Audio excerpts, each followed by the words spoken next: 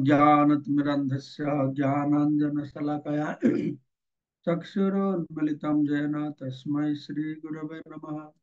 नमो विष्णुपादाय कृष्णपृष्ठाय भूतले श्रीमते भक्तिवेदांत स्वामिने इति नामिने। नमस्ते सारस्वती देवे गौरवाणी प्रचारिणे निर्विशेष शून्यवादी पाश्चात्य देशतारिणे वंशाकल्पतरुभ्यश्च कृपा सिन्धुभ्यैव च पतितानां पावनेभ्यो वैष्णवेभ्यो नमो नमः। आजानुलम्बितभुजौ कनकावदातौ संकीर्तनैकपितरो कमलायताख्यौ विश्वम्भरो द्विजवरो जुगधर्मपालौ वन्दे जगत्प्रियकरो करुणावतारौ चिरदरत निर्गुप्तवीतं सुप्रेम नामामृतमत्युतारम् आपामरजविदतारं गौरकृष्णजनभ्यो तमहं प्रपद्ये। आनन्दलीलामय विग्रहाय हेमावधिभ्यो छविसुन्दराय तस्मै महाप्रेमरसप्रदाय चैतन्यचन्द्राय नमो नमस्ते। जय श्री कृष्ण चैतन्य प्रभु नित्यानंद श्री अद्वैत गदाधर श्रीवासादि श्री गौर भक्त वृंद। हरे कृष्णा कृष्ण कृष्णा हरे हरे, हरे राम राम राम हरे हरे। मुखम करोति वाचालं पंगुलं भजते गिरिं यत्कृपातमहं वन्दे परमानंद माधवम श्री गुरुदेवतारिणम।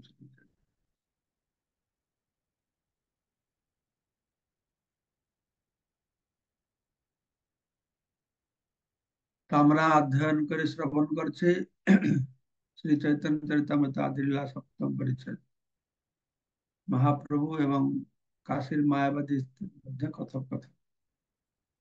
তো রজ্জুতে সর্পভ্রমের দৃষ্টান্তটি মান্ডুক্য উপনিষদে রয়েছে,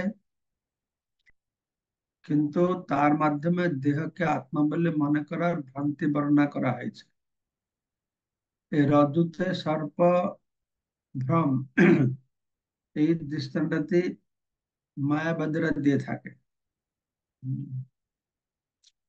ওরা কি বলছে না, আমরা ভগবান কিন্তু আমাদের নিজেকে জীব বলে মনে করছে ওদের দৃষ্টিভঙ্গিতে। এটা মান্ডুক্য উপনিষদে বলা হয়েছে, দৃষ্টান্তটা দেওয়া হয়েছে রজতে সর্পভ্রম। কিন্তু মায়াবাদী বৈষ্ণব এরা দুই ভাবে গ্রহণ করছে।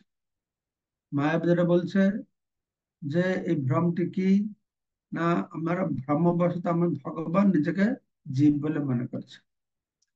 কিন্তু এখানে বলা হচ্ছে না, তা নয়, এটা হচ্ছে আমি দেহ, এই আমি আত্মা, আমি দেহ বলে ভ্রান্তি আমার জেগেছে। কিন্তু আত্মা হচ্ছে চিৎকনা। ভগবত গীতা বর্ণনা করা হচ্ছে মামায় বংশ জীবনলোকে জীবভূত সনাতন মোহবশত বিবর্তবাদ এটাকে বলা হয়। পশুবৎ মানুষ তার দেহকে তার স্বরূপ বলে মনে করে, এটি হচ্ছে বিবর্ত বা মায়ার যথার্থ দৃষ্টান্ত। মায়া মানে মায়া মানে এই দেহকে আমি আত্মা বলে মনে করছি, কিন্তু ভগবান, আমি ভগবান নিজেকে জীব বলে মনে করছি, এটাকে গ্রহণ করছে না। উম, ভগবান আমি জীব বলে মনে নয়, আমি জীব আত্মা দেহ বলে মনে করছি।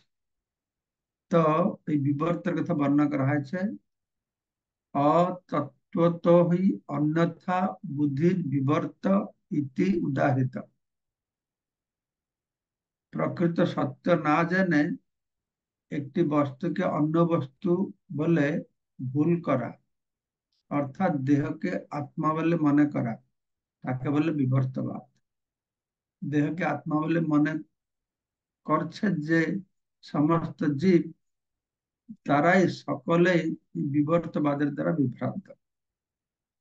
কেউ যখন সর্বশক্তিমান ভগবানের অচিন্ত্য শক্তির কথা ভুলে যায়, তখন সে বিবর্তবাদ দ্বারা আক্রান্ত হতে পারে।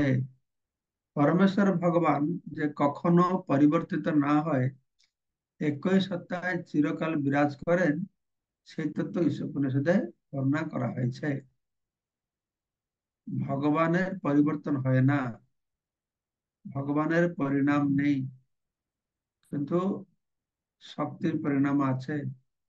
ভগবান সবসময় সমান থাকেন, তার প্রমাণ ঈশ্বোপনিষদে পূর্ণস্য পূর্ণমাদায় পূর্ণমাবশিষ্যতে। ভগবান পূর্ণ, এমনকি তার থেকে পূর্ণ সত্তা নিয়ে না হলেও তিনি পূর্ণ থাকেন।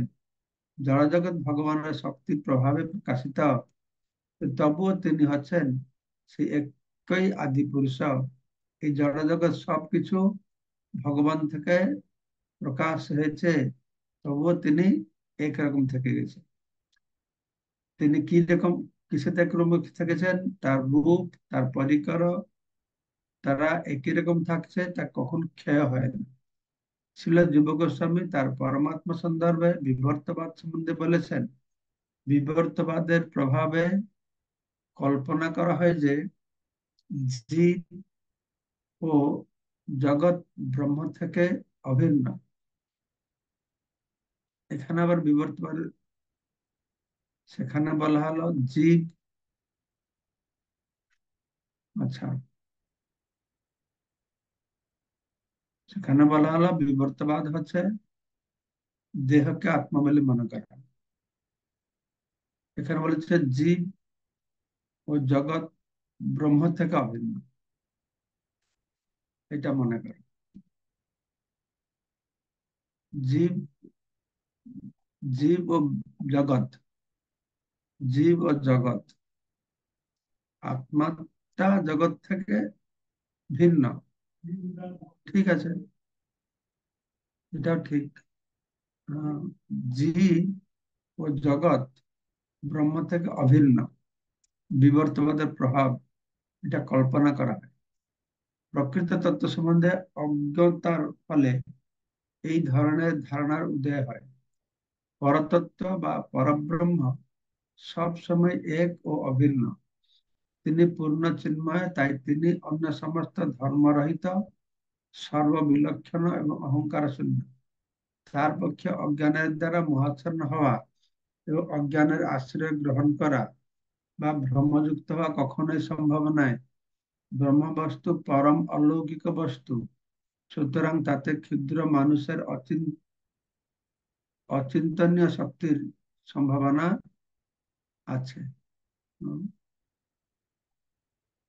ব্রহ্মবস্তু পরম অলৌকিক বস্তু, সুতরাং তাতে ক্ষুদ্র মানুষদের অচিন্তনীয় শক্তির সম্ভাবনা আছে। প্রাকৃত চিন্তামণি প্রভৃতি বস্তুতেও যখন অলৌকিক শক্তি দৃষ্ট হয়, তখন ব্রহ্মের অলৌকিক শক্তি নিশ্চয়ই স্বীকার্য। ব্রহ্মবস্তু পরম অলৌকিক বস্তু, সুতরাং ক্ষুদ্র মানুষদের অচিন্তনীয় শক্তির সম্ভাবনা আছে। তো ব্যাপারে যে এটা মনে হয়, এটা হতে পারে ব্রহ্ম হচ্ছে পরম অলৌকিক, আর জীব যেহেতু তার অংশ, তার মধ্যে আহ, কিছুটা শক্তি রয়েছে। প্রাকৃত চিন্তা মানে প্রভৃতি বস্তুতে যখন অলৌকিক শক্তি দৃষ্টি হয়, তখন ব্রহ্মের অলৌকিক শক্তি নিশ্চয়। প্রাকৃত জগতের চিন্তা মানে বা স্পর্শ মানে, স্পর্শ করলে শোনা হয়ে যাবে, চিন্তা মানে যা চিন্তা করবে তা হবে। তো ভৌতিক জগৎ, ভৌতিক প্রাকৃত বস্তুতে যদি এরকম হয়, অলৌকিক জিনিস হয়, হ্যাঁ, তাহলে ভগবান তো অবশ্যই পরম অলৌকিক। বাত, কফ ও পিত্ত ত্রিবিধ দোষ একাধারে রোগীকে আশ্রয় করলেও যেরূপ পরস্পর বিরোধী ধাতুর শোধনের জন্য ঔষধের ব্যবস্থা হয়, সেই প্রকার পরস্পর বিরোধী গুণত্রয়ের ধারিণী শক্তির দ্বারা ব্রহ্মের নিরাকারত্ব অনুমিত হলেও আবার অনুমিত হলেও অব্যয়বাদী স্বীকৃত হয়। এটা খুব কঠিন শব্দ, কঠিন বাক্য। বাত, কফ, পিত্ত ত্রিবিধ দোষ একাধারে রোগীকে আশ্রয় করলে যেরূপ পরস্পর বিরোধী ধাতুর শোধনের জন্য ঔষধ হয়। কফ, বাত, পিত্ত, এই তিনটা আলাদা আলাদা জিনিস। কফ, বাত, পিত্ত ঠিক না থাকলে বিভিন্ন রোগ হয়, কফ বেড়ে যাবে, বাত বেড়ে যাবে, পিত্ত বেড়ে যাবে। আয়ুর্বেদিকে তাই কফ বাত পিত্ত দিয়ে সব রোগ তারা ঠিক করে। কফ বাত পিত্ত সমান সমান ঠিক থাকলে কোনো সমস্যা নেই। তাই কফ বাত পিত্ত সব পরস্পর বিরোধী ধাতু এগুলো, কিন্তু সেটা কি হয় না, ঔষধ খেলে ঠিক হয়ে যায়। সেই প্রকার আমাদের পরস্পর বিরোধী হচ্ছে এই গুণত্রয়। হুম, যে পরস্পর বিরোধী গুণত্রয়ে, হ্যাঁ, সপ্তগুণ এবং তমগুণ, তো একে যে শক্তি ধারণা করেছে, ধারিণী শক্তির দ্বারা ব্রহ্মের নিরাকারত্ব অনুমিত হলো। তো এখানে ব্রহ্মা নির্গুণ নিরাকার নির্বিশেষ বলে বর্ণনা করা হচ্ছে, হলেও অব্যয়বাদী স্বীকৃত হয়। এর দ্বারা পরস্পর বিরোধ গুণাবলী দ্বারা ব্রহ্মকে নিরাকার বললেও যদি সাক্ষাৎ সেটাও প্রমাণ করা যায়। সেই বিষয়ে বস্তুতে যদি এইরকম অচিন্ত্য শক্তি থাকে, তাহলে পরমেশ্বর ভগবানের মধ্যে যে তার থেকে অনন্ত গুণ বিশিষ্ট একটা অচিন্ত্য শক্তি রয়েছে, তাতে বিস্ময়ের কি আছে। বস্তুত পরিণামবাদ সেই সে প্রমাণ, দেহে আত্মা বুদ্ধি এই বিবর্তের স্থান। শক্তির বিকার একটি প্রামাণিক সত্য। হ্যাঁ, পরিণামবাদ শক্তির বিকার। যে পরিণামবাদ, এটা কি পরিণামবাদ? ভগবানের নয়, শক্তির প্রয়োগ, সেটা ঠিক আছে। আর বিবর্তবাদ থেকে দেহে আত্মবুদ্ধি করাই হচ্ছে বিবর্তবাদ। ঠিক আছে, তাহলে এখানে ঠিক হচ্ছে এটা। কোনটা ঠিক? তো শক্তির বিকার হচ্ছে এটা পরিণামবাদ, দেহে আত্মবুদ্ধি এটা বিবর্তবাদ। তাৎপর্য, জীব হচ্ছে পরমেশ্বর ভগবানের অংশ, চিৎ স্ফুলিঙ্গ। দুর্ভাগ্যবশত সে তার দেহকে আত্মবুদ্ধি করে, তো সেই ভ্রান্ত ধারণাকে বলা হয় বিবর্ত, বা অসত্যকে সত্য বলে মনে করে। দেহে আত্মা নয়, দেহ আত্মা নয়, কিন্তু পশু ও মূর্খ মানুষেরা দেহকেই আত্মা বলে মনে করে।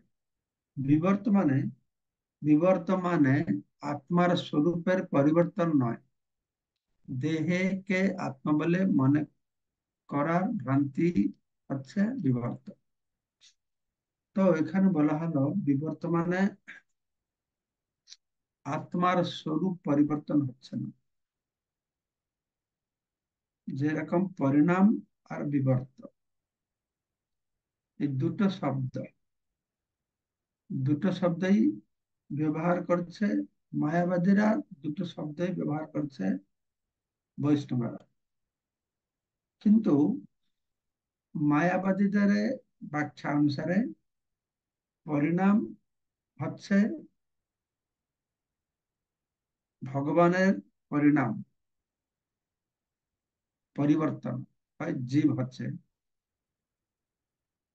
কিন্তু বৈষ্ণবদের মধ্যে ভগবানের পরিবর্তন হচ্ছে না, ভগবান শক্তির পরিণাম, হ্যাঁ, হচ্ছে। তারপরে বিবর্তবাদে বলা হলো, তারা বলছে আত্মার স্বরূপ পরিবর্তন হচ্ছে, কিন্তু বৈষ্ণব না, আত্মার স্বরূপের পরিবর্তন নয়, দেহকে আত্মা বলে মনে করা যে ভ্রান্তি, সেটা বলে বিবর্তন। তেমন এই ভগবত গীতায় বর্ণিত 8টি জড় উপাদান, ভূমিরাপ নলবায়ু খম্মন বুদ্ধিরেব চ, সমন্বিত ভগবানের বহিরঙ্গা শক্তি যখন বিভিন্ন ভাবে ক্রিয়া করে, তখন পরমেশ্বর ভগবানের কোনো পরিবর্তন বা বিকার হয় না।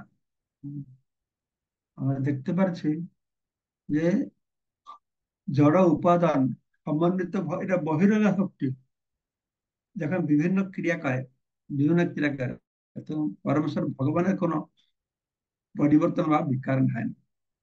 শক্তির বিকার হয়, পরিণাম হয়, ভগবানের হয় না।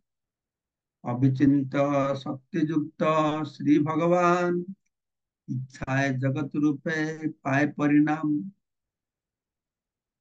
ভগবানের, পরমেশ্বর ভগবানের অচিন্ত শক্তি রয়েছে, তাই তার ইচ্ছায় তার অচিন্ত্য শক্তি জগৎ রূপে পরিণত হচ্ছে। মায়াবতীর যেরকম মনে হচ্ছে ভগবানই জগৎ রূপে প্রকাশিত হয়েছে, ভগবানের জীব রূপে প্রকাশিত হয়েছে, না, ভগবানের অচিন্ত্য শক্তিযুক্ত, ওই অচিন্ত্য শক্তিটা জগৎ রূপে প্রকাশিত হয়েছে, তার জড় শক্তিটা প্রকাশিত হয়েছে, তার জীব শক্তিটা এই জগতে আত্মরূপে প্রকাশিত হয়েছে। ভগবান আত্মরূপে প্রকাশিত হয় না, তার শক্তি আত্মরূপে প্রকাশিত হয়েছে। তথাপি অচিন্ত শক্তি হয়ে অবিকারী, প্রাকৃত চিন্তা মানে তাহে দৃষ্টান্ত যে ধরি। তো তথাপি চিন্তামণির স্পর্শের লোহা সোনায় পরিণত হয়, ঠিক আছে, কিন্তু তবুও চিন্তামণির কোনো পরিবর্তন হয় না। চিন্তামণি বা স্পর্শমণিকে যেটা লোহাতে ছুঁয়ে দেবে, এই লোহাটা সোনা হয়ে যাবে। যত লোহা ছোঁয়াবে তা সোনা হতে থাকবে, কিন্তু চিন্তামণির কোনো বা স্পর্শমণির কোনো ঘাটতি হবে না। এই দৃষ্টান্তে বোঝাতে পারা যায় যে পরমেশ্বর ভগবান থেকে যদিও অসংখ্য শক্তির প্রকাশ হয়, তবুও তিনি অবিকৃতই থাকেন। অত্যন্ত শক্তি প্রকাশ হচ্ছে, তবুও তিনি যেরকম আছেন সেরকম থাকেন। নানা রত্ন রাশি হয় চিন্তামণি হইতে, তথাপি মনি রহে স্বরূপে অবিকৃতে। যেরকম চিন্তামণি থেকে নানা রকম রত্ন রাশি উৎপন্ন হয়, কিন্তু চিন্তামণি তার স্বরূপটা ঠিক থেকে যায়, তার কোনো চিন্তামণির বিকার হয় না। তার শক্তির প্রভাবে লোহা সোনাতে পরিণত হয়, কিন্তু চিন্তামণিটা চিন্তামণি থেকে আছে। সেরকম ভগবান ভগবান রূপে থাকেন, তার শক্তির প্রভাবে এই জগৎ এসব কিছু প্রকাশিত হচ্ছে। উম, এটা নয় যে ভগবান জগৎ হয়ে যাচ্ছে বা ভগবান জীব হয়ে যাচ্ছে, না, ভগবান শক্তির প্রভাব এসব হচ্ছে, আর ভগবান যেরকম আছেন সেরকম আছে। প্রাকৃত বস্তুতে যদি অচিন্ত শক্তি হয়, ঈশ্বরের অচিন্ত শক্তি থেকে বিস্ময়। তো চিন্তামণি, তার মধ্যে একটা অচিন্ত শক্তি, কোন জিনিসকে কথা স্পর্শ শোনা হয়ে যাবে, এটা কি অচিন্ত না একটা? যে যে প্রাকৃত বস্তু চিন্তামণি, তার মধ্যে যদি অচিন্ত শক্তি থাকে, তাহলে ঈশ্বর ভগবানের মধ্যে পরমেশ্বরের মধ্যে অচিন্ত শক্তি থাকবে, এতে আশ্চর্য হওয়ার কি আছে? এতে বিশ্বাস না করার কি আছে? অবশ্যই ওনার শক্তি থাকবে। শ্রী চৈতন্য মহাপ্রভু এই শ্লোকে যে যুক্তি প্রদর্শন করেছেন, তা যে কোনো মানুষ এই সূর্যের শক্তি বিবেচনা করার মাধ্যমে হৃদয়ঙ্গম করতে পারবে। অনাদিকাল ধরে সূর্য তাপ ও আলো প্রদান করে আসছে, তবুও তার শক্তি হ্রাস পায়নি। যেরকম কৃষ্ণদাস দাস গোস্বামী মহাপ্রভুর মুখে এই বর্ণনা দিয়েছেন, চিন্তামণির বর্ণনা, কিন্তু প্রভুপাদ বলছেন সূর্য সেই রকম, সে কবে থেকে সৃষ্টির প্রারম্ভ থেকে আলোক আর তাপ দিয়ে যাচ্ছে, কিন্তু সূর্যের কোন পরিবর্তন হচ্ছে? কোনো পরিবর্তন হচ্ছে না। আধুনিক বৈজ্ঞানিকরা বিশ্বাস করেন যে সূর্যকিরণের প্রভাবে জড়জগতের পালন হয়। প্রকৃতভাবে সকলেই দেখতে পায় কিভাবে সূর্যকিরণের ক্রিয়া ও প্রতিক্রিয়ার মাধ্যমে সমস্ত ব্রহ্মাণ্ডের পালন কার্য সম্পাদিত হয়, খাদ্যশস্যের উৎপাদন হয়, এমনকি কক্ষপথে গ্রহগুলির যে বিচরণ সম্পাদিত হয় সূর্য শক্তির প্রভাব। তাই বৈজ্ঞানিকেরা কখনো কখনো বিবেচনা করে যে সূর্য হচ্ছে পৃথিবীর আদি কারণ। ওরা সূর্য ভগবান, সূর্যকে পূজা করে, হ্যাঁ। তো সূর্যের গুরুত্ব রয়েছে, কিন্তু তারা জানে না যে সূর্য হচ্ছে একটি মাধ্যম মাত্র। কেননা তারও সৃষ্টি হচ্ছে পরমেশ্বর ভগবান শক্তির দ্বারা। তারা সূর্যকে মানে সূর্য থেকে সবকিছু হচ্ছে বলছে, সূর্য যে কোথা থেকে এসেছে, সূর্য যে ভগবানের শক্তি, সেটা তারা বুঝতে পারে না, মানতে চায় না, বিশ্বাস করতে চায় না। সূর্য এবং চিন্তামণি ছাড়াও বহু জড় পদার্থ রয়েছে বিভিন্ন ভাবে, যাদের শক্তির পরিবর্তন হলেও সেগুলি অপরিবর্তনে থাকে। সুতরাং আদি কারণ পরমেশ্বর ভগবানের বিভিন্ন শক্তির পরিবর্তন হলেও তার কোনো পরিবর্তন হয় না। বিবর্তবাদ ও পরিণামবাদ সম্বন্ধে শ্রীপাদ শঙ্করাচার্য বিশ্লেষণের ভ্রান্তি জীব গোস্বামী প্রমুখ বৈষ্ণব আচার্যরা প্রদর্শন করে গিয়েছেন। শ্রীপাদ জীব গোস্বামীর মতে শঙ্করাচার্য বেদান্ত সূত্রের অর্থ হৃদয়ঙ্গম করতে পারেননি। জীব গোস্বামী বলছেন যে শঙ্করাচার্য, শ্রীপাদ শঙ্করাচার্য বেদান্ত সূত্রের অর্থ হৃদয়ঙ্গম করতে পারেননি। আনন্দময় অভ্যাস সূত্রের ব্যাখ্যা করে শঙ্করাচার্য কথার মারপেঞ্চমেন্ট প্রত্যয়টির এমন অর্থ, সরি মারপ্যান্সে সরি আনন্দময় ব্যাসাদ সূত্রের ব্যাখ্যা করে শঙ্করাচার্য কথার মারপেন্সে ময়ট প্রত্যয়টি এমন অর্থ বিশ্লেষণ করেছেন যে সেই বিশ্লেষণ থেকে বোঝা যায় যে বেদান্ত সূত্র সম্বন্ধে তার জ্ঞান ছিল খুবই কম। আনন্দময় ব্যাসাদ, ময়ট, আনন্দময়, জানি না ময় শব্দের কেন ব্যবহার করতেছে। কিন্তু তিনি তার নির্বিশেষবাদ প্রতিষ্ঠা করার জন্যই কেবল বেদান্ত সূত্রের ব্যবহার করেছেন। তা করতে তিনি সক্ষম হননি, কেননা তিনি উপযুক্ত দৃঢ় যুক্তি প্রদর্শন করতে পারেননি। আমার মনে হয় এই সবগুলো নিয়ে একটা ছোট্ট বই ছাপিয়ে পাবলিকে দেওয়া উচিত, তাহলে আরো সুস্পষ্ট হবে জিনিসটা। এই সম্পর্কে ছিল জীব গোস্বামী ব্রহ্মপুচ্ছ প্রতিষ্ঠা তৈত্তরীয় পুস্তকের শ্লোক উদ্ধৃত করে ব্রহ্মপুচ্ছম প্রতিষ্ঠা বৈদিক শ্লোকটি উল্লেখ করেছেন, যার অর্থ হচ্ছে ব্রহ্মই সবকিছুর উৎস। কিন্তু এই শ্লোকটির ব্যাখ্যা করতে গিয়ে শ্রীপাদ শঙ্করাচার্য বিভিন্ন সংস্কৃত শব্দের এমন অর্থ করেছেন যে সেভাবেই অর্থ করা হলে জীব গোস্বামীর মতে ব্যাসদেবের শব্দজ্ঞান ছিল না বলে মনে হয়। ব্যাসদেবের, কেননা তার ব্যবহৃত শব্দের দ্বারা বেদান্ত বেদান্তের সেই অর্থ হয় না। হচ্ছে শঙ্করাচার্য ব্যাসদেবকে তো বেদান্তের প্রতিটি শব্দ নিয়ে নিয়ে ওকে ব্যাকরণ সংস্কৃত ভাবে বর্ণনা করছেন, শব্দার্থ ভাবার্থটা না বুঝে।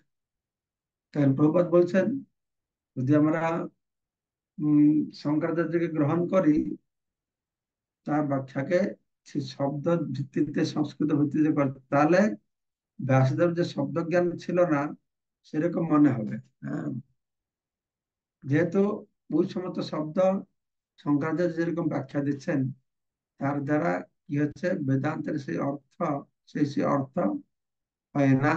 উম, বেদান্ত সূত্রের প্রকৃত অর্থ এইরকম প্রবঞ্চনাপূর্ণ ভাবে বিকৃত করার ফলে এক শ্রেণীর মানুষের সৃষ্টি হয়েছে, যারা বাক চাতুর্যের দ্বারা বৈদিক শাস্ত্রের, বিশেষ করে ভগবত গীতার বিভিন্ন মন গড়া অর্থ তৈরি করে।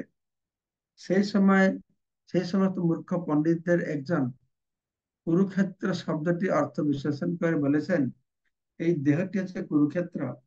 এই ধরনের অর্থ বিশ্লেষণ নির্ণয় করে যে শ্রীকৃষ্ণ অথবা ব্যাসদেবের শব্দের ব্যবহার সম্বন্ধে যথার্থ জ্ঞান ছিল না। তাদের হাব ভাব দেখে মনে হয় শ্রীকৃষ্ণ যে বলেছিলেন তার অর্থ সম্বন্ধে তার যথার্থ ধারণা ছিল না, আর ব্যাসদেব যা লিখেছিলেন তার অর্থ সম্বন্ধে তার যথেষ্ট জ্ঞান ছিল না। তাই শ্রীকৃষ্ণ সেই সমস্ত গ্রন্থগুলি রেখে গিয়েছেন আহ, যাতে পরবর্তীকালে মায়াবাদীরা সেই বিশ্লেষণ করতে পারে। বেদান্ত সূত্র কৃষ্ণ শব্দ জ্ঞান নেই, ব্যাখ্যা জ্ঞান নেই, তাই কৃষ্ণ রেখে দিয়ে গেছেন। মায়াবাদীরা খুব জ্ঞানী, শব্দ জ্ঞান আছে, তারা ব্যাখ্যা করে। বেদান্ত সূত্র ও অন্যান্য বৈদিক শাস্ত্রের কদর্থ করে সময় নষ্ট না করার পরিবর্তে এখন বেদান্ত সূত্র পড়ে তার এই ভাষ্যে ও ভাষ্যে এই ভাষ্যে কিছু না বলে সময় নষ্ট না করে যথাযথভাবে সমস্ত গ্রন্থের অর্থ গ্রহণ করে নেওয়া উচিত। এই প্রকৃত অর্থের কোন রকম পরিবর্তন না করে আমরা ভগবত গীতা যথাযথ প্রকাশ করেছি। তেমনি কেউ যদি বেদান্ত সূত্রের অর্থ বিকৃত না করে যথাযথভাবে তা পাঠ করেন, তাহলে তিনি অতি সহজেই বেদান্ত সূত্র হৃদয়ঙ্গম করতে পারবেন। তাই ছিল ব্যাসদেব তার শ্রীমদ্ ভাগবতকে বেদান্ত সূত্রের প্রথম সূত্র জন্মাদেশ যত থেকে বেদান্ত সূত্র বিশ্লেষণ শুরু করেছেন।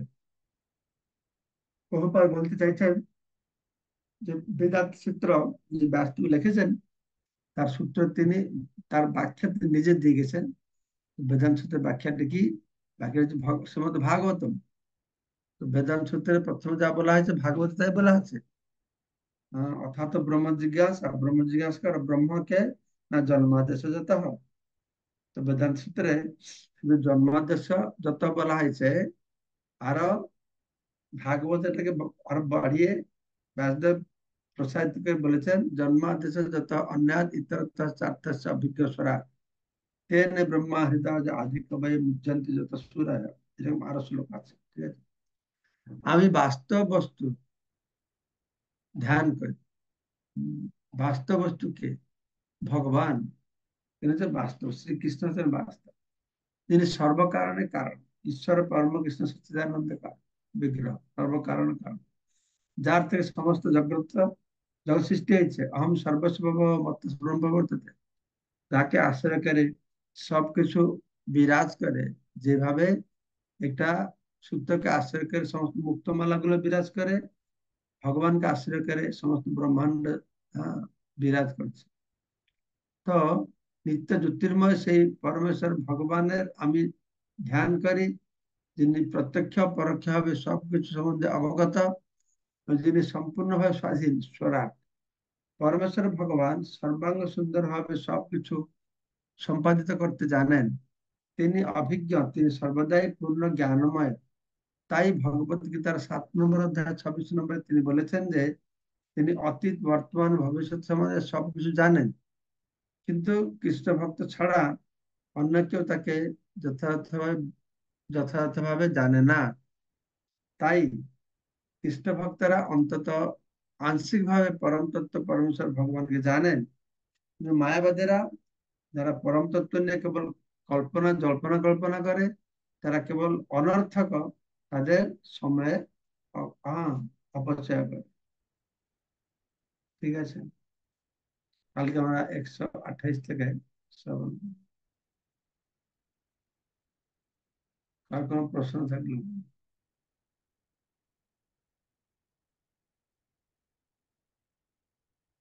তমাল সম্পর্কে বলুন।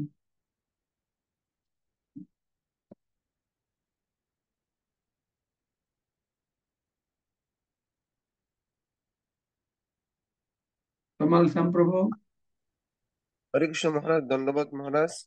আমরা এই লাস্টের দিকে এই কথাটা আমার একটু খটকা লেগে গেছে, যে কেন প্রভুপাদ বলছেন যে ভগবত ভক্তরা অন্তত আংশিক ভাবে পরম তত্ত্ব। তা আমরা তো জানি যে ভাগবতের যে প্রথম স্কন্ধে প্রথম অধ্যায়ে যে ছিল বদন্তি তত্ত্ব বিদেশ তত্ত্ব, তো ভগবানের আংশিক প্রকাশ তো হচ্ছে যারা পরমাত্মার ধ্যান করে। তো যারা সবই ভক্ত, তারা তো ভগবানকে পূর্ণরূপে জানার প্রয়াস করে। এখানে আংশিক বলা হচ্ছে কোন মানে দৃষ্টিকোণ থেকে একটু বুঝিয়ে বলবেন মহারাজ?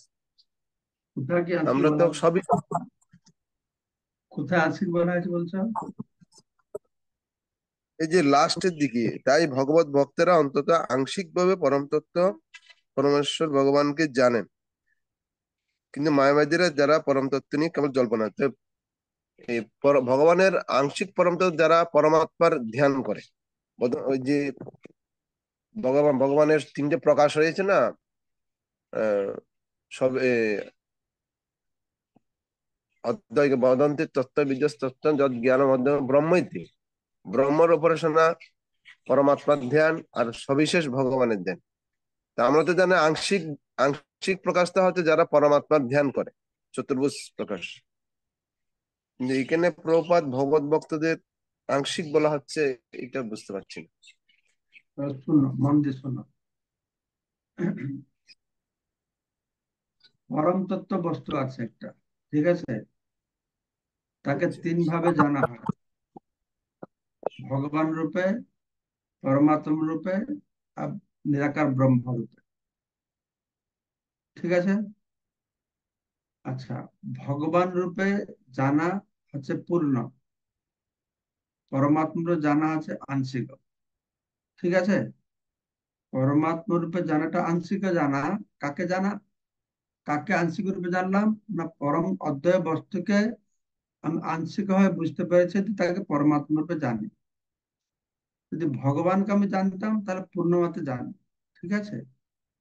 যে তুমি তুমি পরমাত্মাকে মানো, না ভগবানকে জানো, না পরমাত্মাকে জানো? কাকে জানো?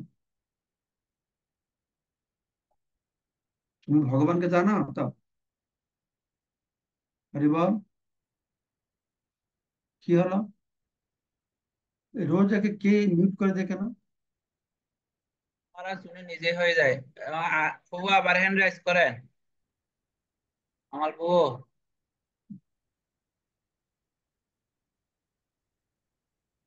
মিট করেন। এটা এটা আপনি করে দিচ্ছেন তো, ওই যে আনমিউট, এই জন্য তো মুশকিল, আমি বুঝতে আপনার ওখান থেকে পারছি না। শব্দ হয় খটখট। ঠিক আছে, শব্দ হলে কি করা যাবে? তো এখন শব্দ, এখন শব্দ হচ্ছে? না না, শব্দ হচ্ছে না, শব্দ হচ্ছে না। তুমি বলছো দুটো জিনিস, পরম আমরা তো, সত্যকে। শোনো, আমরা তো সবচেয়ে আমার কথা শোনো, আগে শুনো। পরম সত্যকে ভগবান রূপে জানা হচ্ছে পূর্ণ রূপে জানা। এই আবার তোমার আওয়াজ হচ্ছে। পরম সত্যকে পরমাত্মা রূপে জানা আছে আংশিক জানা। হুম, কিন্তু ভগবানকে কেউ পূর্ণভাবে জানে বা আংশিক ভাবে জানে। যেমন তুমি তুমি তো জানো পরম সত্য হচ্ছে ভগবান, ঠিক না? হুম, নাই?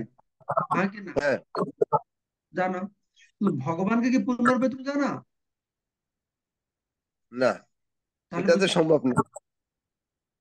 যে পরম সত্যকে ভগবান বলে জানে, সে জানাটা হচ্ছে পূর্ণ। যে পরমাত্মা বলে জানে সে জানাটা হচ্ছে আংশিক জানা। কিন্তু ভগবানকে তো তুমি পূর্ণরূপে জানো না। ভগবানকে তুমি পূর্ণরূপে জানো না। ভগবানকে জানাটা পূর্ণ পরম সত্যকে। কিন্তু তুমি ভগবানকে পূর্ণরূপে জানো না, তুমি আংশিক রূপে জানো। ভক্তরা যে বলা আছে, আমরা যেরকম ভগবত গীতায়, হ্যাঁ, তিনি বলছেন যে তিনি অতীত বর্তমান ভবিষ্যৎ সবকিছু জানেন, কিন্তু ভক্ত ছাড়া অন্য কেউ তাকে যথার্থরূপে জানে না। তাই ভক্তরা অন্ততপক্ষে আংশিকভাবে পরম তত্ত্ব পরমেশ্বর ভগবানকে জানে। কিন্তু মায়াবাদীরা কল্পনা টল্পনা করে, শুধু সময় অতিবাহিত করে।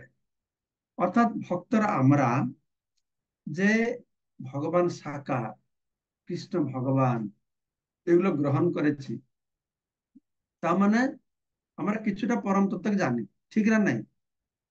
হ্যাঁ। আর যখন ওরা পূর্ণরূপে জানা যাব, ভগবানকে তো পূর্ণরূপে জানবো। তো পরমাত্মাকে জানা, পরতত্ত্ব বস্তুকে আংশিক ভাবে জানা, ভগবান রূপে জানা, পূর্ণরূপে জানা। তার মধ্যে ভগবানকে যে পূর্ণরূপে জানে, আমরা যেরকম ভগবানকে আমরা পূর্ণরূপে জানি না। আমরা জানি ভগবান সাকার, ভগবান রয়েছেন, ভগবান ধাম রয়েছে, কিন্তু ভগবানকে সম্পূর্ণরূপে আমরা জানি না। ঠিক আছে। এটা আর কে বলবে? আর কোন প্রশ্ন আছে?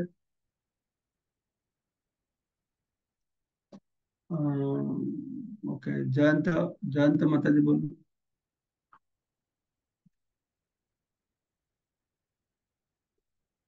জয়ন্তী মাতাজি হরে আনমিট কৃষ্ণ। করেন।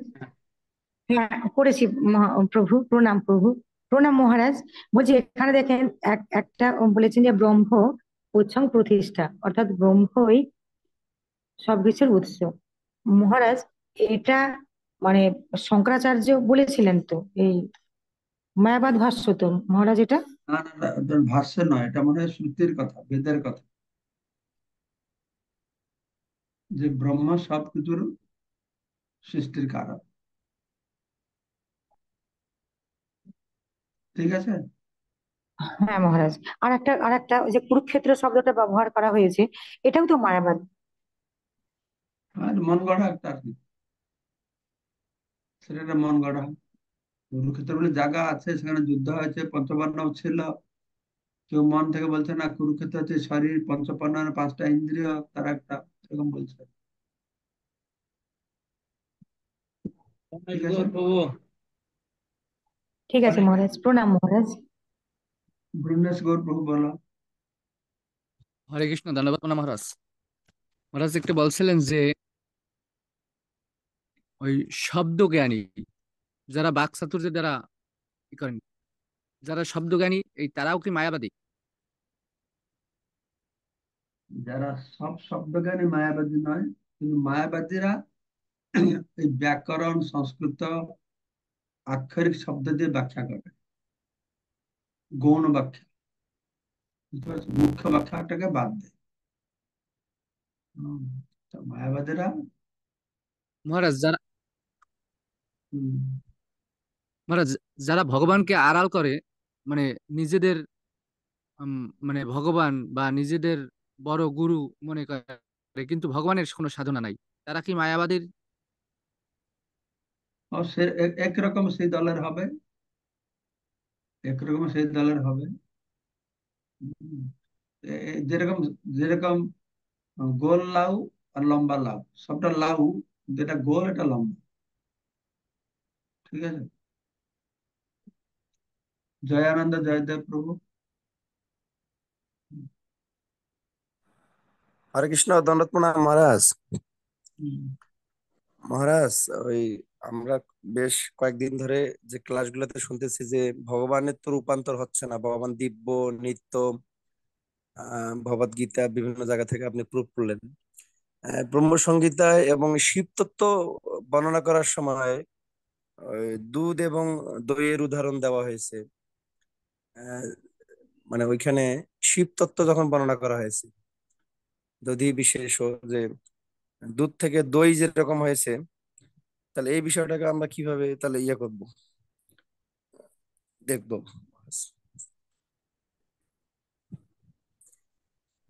এটা মনে হয় আমার, আমি এটা উপরে ধ্যান দিই না, পুরোটি ধ্যান দিতে হবে বলবো, এটা ভালো প্রশ্ন।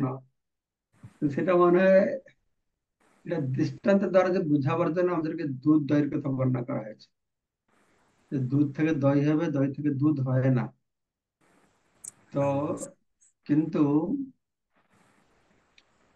ব্রহ্মের যে রূপান্তরিত হয়েছে তা সেটা নয়। আমি একটা একটু মেডিটেশন করতে হবে, পরে বলবো, এটার ভালো প্রশ্ন একটা। ঠিক আছে। ঠিক আছে, তাহলে তুমি মহারাজ। মহারাজ, ভক্তের ভগবান নৃসিংহদেব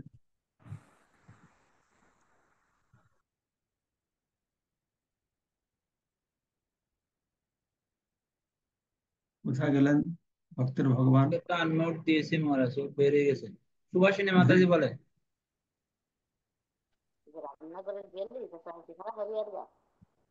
মাতাজি বলুন। এই তো হরে ভক্তের কৃষ্ণ, দণ্ডবত প্রণাম মহারাজ আপনার শ্রী চরণে। ভক্তের ভগবান আবার এসে গেছে। মহারাজ, অমৃতময় ক্লাসের জন্য ধন্যবাদ। মহারাজ, বিবর্তনবাদ যে বলা হচ্ছে যে আত্মার স্বরূপ পরিবর্তন হচ্ছে, আর আবারও বলা হচ্ছে যে দেহকে আত্মা বলে মনে করা হচ্ছে, সেটাও বিবর্তনবাদ। মহারাজ, এই দুটো শব্দের ভিতর কি ভাবে আহ, মিল আহ, মিলের আছে কিছুটা, আর কিভাবে এটা হচ্ছে মহারাজ, আত্মার স্বরূপ পরিবর্তন কিভাবে হচ্ছে? বিবর্ত শব্দটাকে মায়াবাদীরা একরকম ব্যাখ্যা দিচ্ছে, বৈষ্ণবের আচার্যরা একরকম ব্যাখ্যা দিচ্ছে। বিবর্ত শব্দটাকে ওরা বলছে, আপনি কি বললেন এখানে প্রথম একটা, বিবর্ত আত্মা আত্মার স্বরূপ পরিবর্তন হচ্ছে। আচ্ছা, ওই এই কথাটা ওরা বলছে, কারা? মায়াবাদীরা। মায়াবাদীরা। কিন্তু বৈষ্ণবরা বলছে বিবর্ত মানে আত্মার স্বরূপ পরিবর্তন হচ্ছে না, এই দেহকে আত্মা বলে মনে এই সরি, হ্যাঁ, দেহকে আত্মা বলে মনে করছে, এটা হচ্ছে বিবর্ত। তো একটা শব্দের আমার মনে হয় দুই গ্রুপ দুই রকমের ব্যাখ্যা দিচ্ছে। ঠিক আছে, ঠিক আছে মহারাজ। হরে শঙ্করাচার্য কৃষ্ণ। ওরা বলছে এরকম, এটা মণ্ডক উপনিষদ থেকে নিয়েছে বিবর্তবাদ শব্দের যে ব্যাখ্যাটা। কিন্তু ওরা বলছে যে আত্মা পরিবর্তন হয়, আত্মা মানে কি? ব্রহ্মা। হ্যাঁ, পরিবর্তন এই শরীর হয়েছে। এরা বলছে না, শরীরকে আত্মা বলে মনে করা এটা হচ্ছে বিবর্তনবাদ। হুম, তা শরীরটা আত্মা তো একই নয়, ভিন্ন, এরকম মনে করছে। ঠিক আছে, ভক্তের ভগবান বলবে কিছু? হুম, বলুন, মিউট করে আনমিউট করে। ঠিক আছে তাহলে। হরে কৃষ্ণ। বিবর্তন মহারাজ, মহারাজ বলছি যে মায়াবাদী এই জড় জগতে এখন মায়াবাদী চিহ্ন কিভাবে?